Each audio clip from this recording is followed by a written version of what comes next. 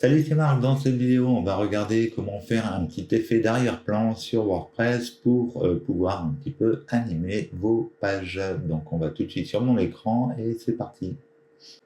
Nous voici sur WordPress. Donc, on va faire un petit effet d'arrière-plan. Vous allez voir, ça va être assez simple. Et je sais que vous aimez que je vous présente des effets de style CSS ou autre, des animations sur WordPress. Donc ici, ça va être un petit effet qui va être plutôt sympa puisqu'on va pouvoir changer un élément de couleur au défilement de la page et ça va créer comme ça une petite animation sur la page qui va être plutôt sympa. Donc pour ça, j'ai créé 3 images. Ici, on peut voir, on a un arbre qui est de différentes couleurs. Donc, on a 3 images qui sont de taille exacte de l'arbre. Et on a ici des images avec une espace blanc de chaque côté qui est quand même relativement grande, puisqu'ici, elle fait 2560 pixels.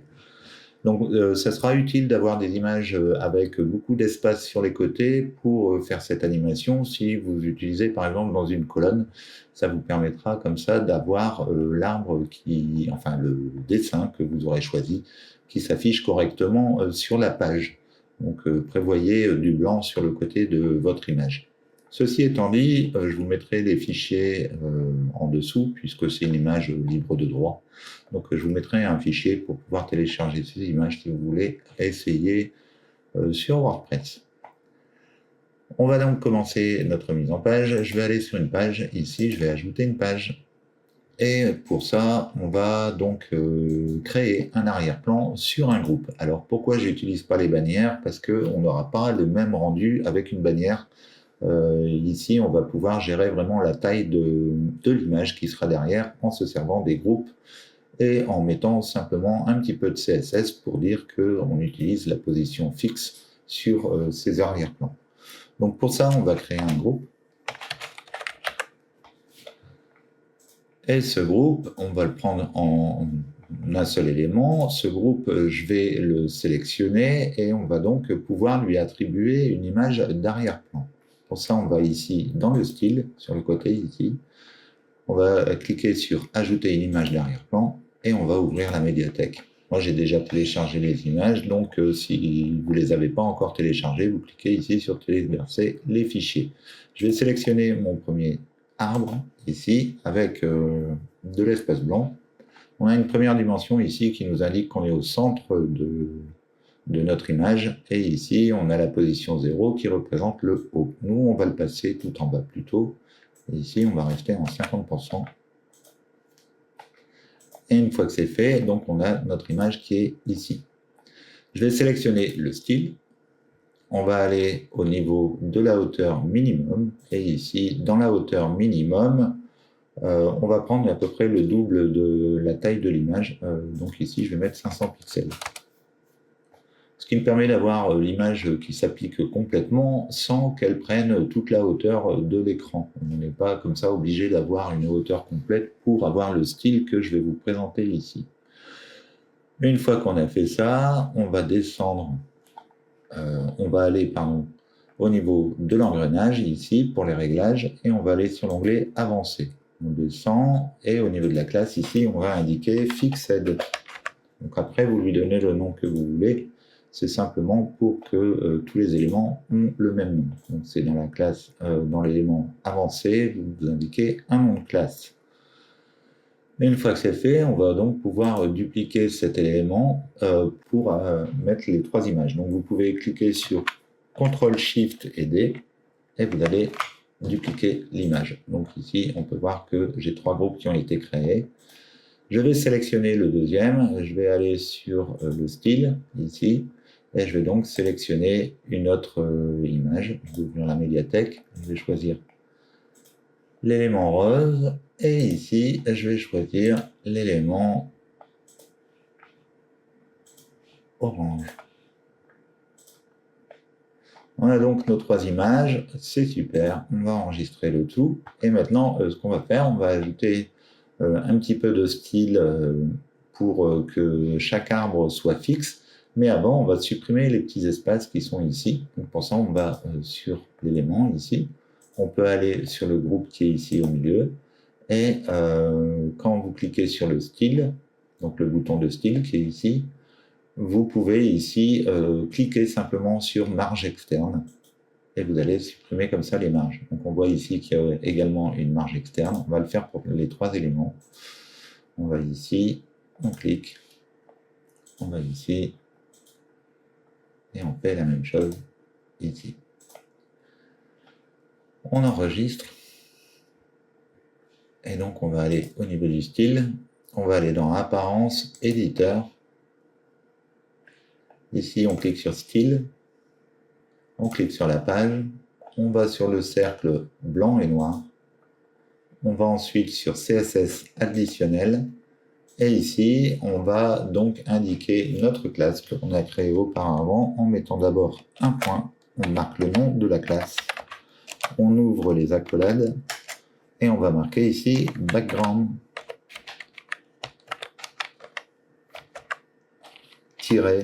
Attachment. 2 points, fixed. Point virgule. On ferme l'accolade et ça sera le seul code CSS que l'on aura à insérer dans WordPress pour effectuer notre effet d'arrière-plan. Je vais enregistrer l'élément. On va revenir sur notre page.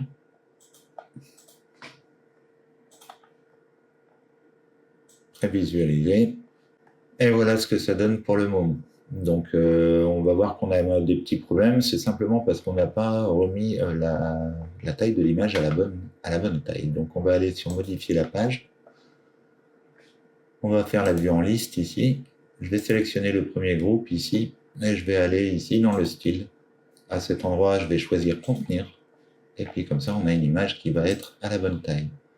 Je vais faire la même chose pour l'élément suivant. Et je vais faire la même chose pour l'élément suivant. Une fois c'est fait, j'enregistre. Je peux aller voir, prévisualiser.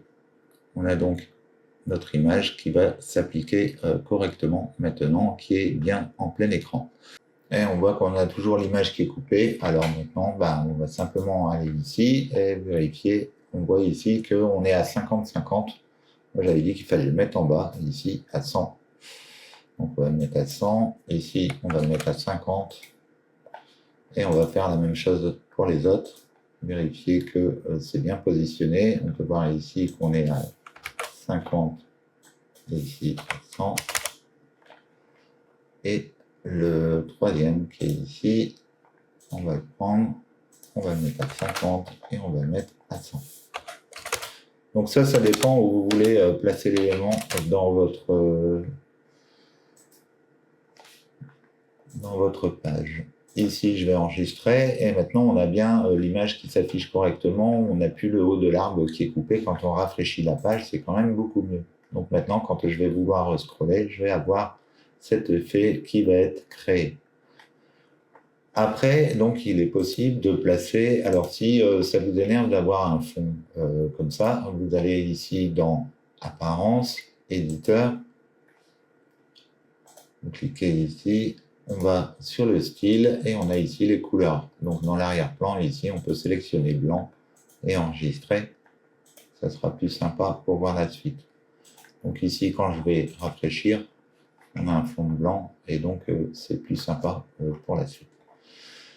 Donc après, ce qu'on peut faire, on va pouvoir bien sûr ajouter des colonnes sur le côté, si on le souhaite. Donc si on va sur notre page, ici, modifier, je peux donc ici me mettre dans la vue comme ceci. Je vais faire ajouter avant. Et ici, je pourrais marquer colonne. Je vais prendre 3 colonnes, par exemple. Et ces colonnes, je vais le mettre un peu plus large quand même. Ici, je vais le mettre en 1280. Et nos groupes qui sont ici, je vais pouvoir les grouper. Donc, je sélectionne le premier groupe en appuyant sur Shift. Je sélectionne le dernier, toujours en maintenant Shift. Et je peux ici les grouper. Je vais prendre ce premier groupe et je vais le placer dans la deuxième colonne qui est ici, ce qui nous permet d'avoir notre élément juste au milieu. On va maintenant pouvoir ajouter du contenu sur le côté. Et ici, on va pouvoir mettre un titre.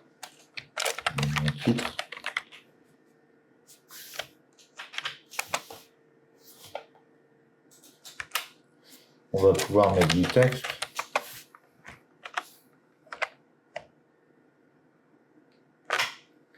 Et on va pouvoir également mettre un bouton, pourquoi pas.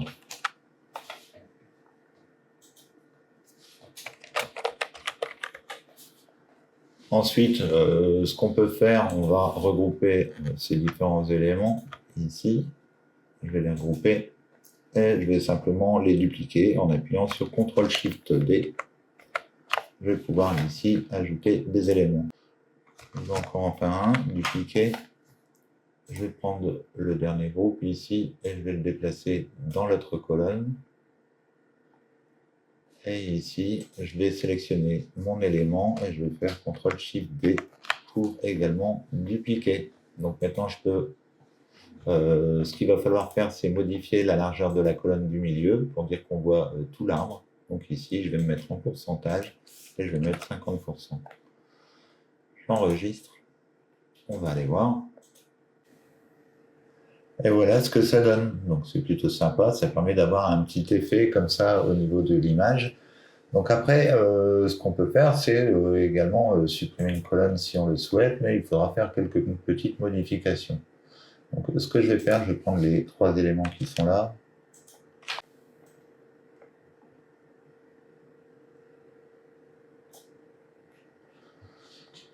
Et je vais supprimer la première colonne.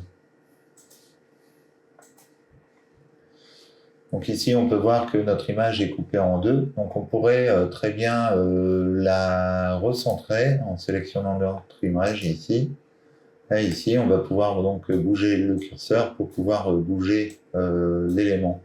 Alors comme ici, c'est une image qui est super large, on ne pourra pas le faire. C'est pourquoi on va devoir ici changer l'image. On va aller sur Ouvrir et on va aller chercher une image adaptée. Et ici, on pourra donc positionner notre élément pour dire que notre arbre s'affiche plus ou moins correctement selon la place de disponible. Donc si je mets ici en mettant à gauche à 0 et ici je vais mettre à 50, eh ben, je vais pouvoir faire la même chose ensuite avec les autres éléments ici. Je vais aller chercher l'arbre violet. Je vais mettre ici à 0 et ici à 50. Et je vais aller là, je vais aller à 0 et à 50 également.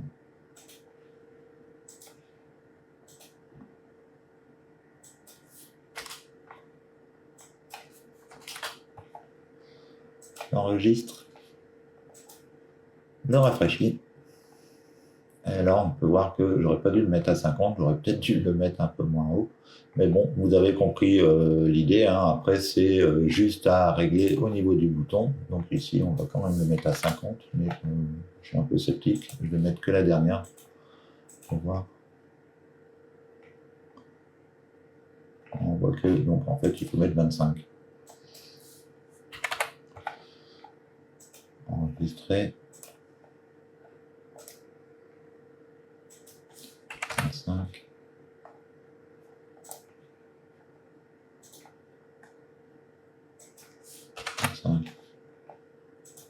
Enregistre. Et voilà, donc c'est beaucoup plus sympa.